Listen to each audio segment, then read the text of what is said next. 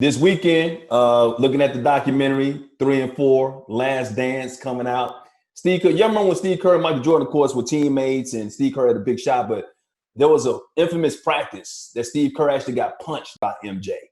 And so Steve Kerr was talking about in the documentary, and he said that punch actually made them closer. Yeah. What? You got punched by somebody, you got closer to him, Donny.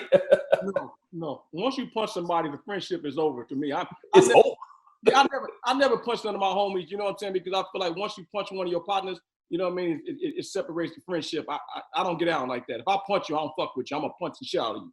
So I'm doing it. See, like, okay, so here's, for me, it's after watching the doc, of course, I think we can all say it makes more sense now, like from his logic, not saying to want to get punched or to throw a punch, but the logic from watching how he and his brother were growing up, it makes more sense now. Mm-hmm. But even watching, I was watching Open Court back in the day on NBA TV, and Kerr always had stories about him and Jordan's relationship. Yeah. So that was just a build-up to got it out, and I don't think he was scared, or not even scared. Like he wasn't.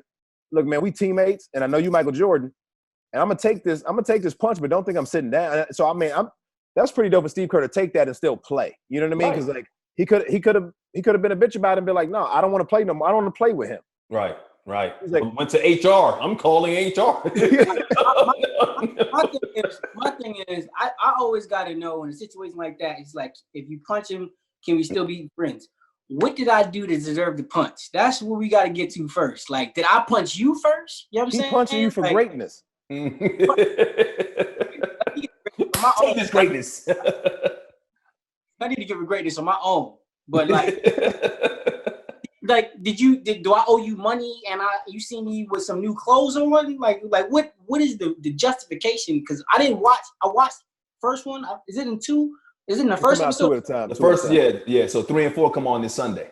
Yeah. I must have missed that part. But I definitely don't punch me. Now, do you think it was their relationship, or do you think it was the bet that, you know, Jordan didn't like to lose and he lost that bet, and then he threw the 20 at who was it? It was a Kukoc and Kerr.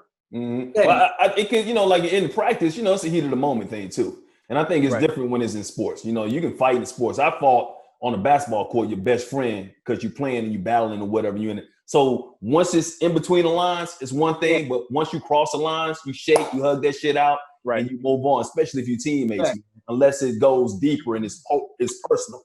You know, if somebody elbowing you or some shit like that or whatever, and you're just getting deep into the competitiveness of the game, and you throw a punch, that's one thing. But see, that's the thing. The game was personal for Mike. The punch wasn't personal.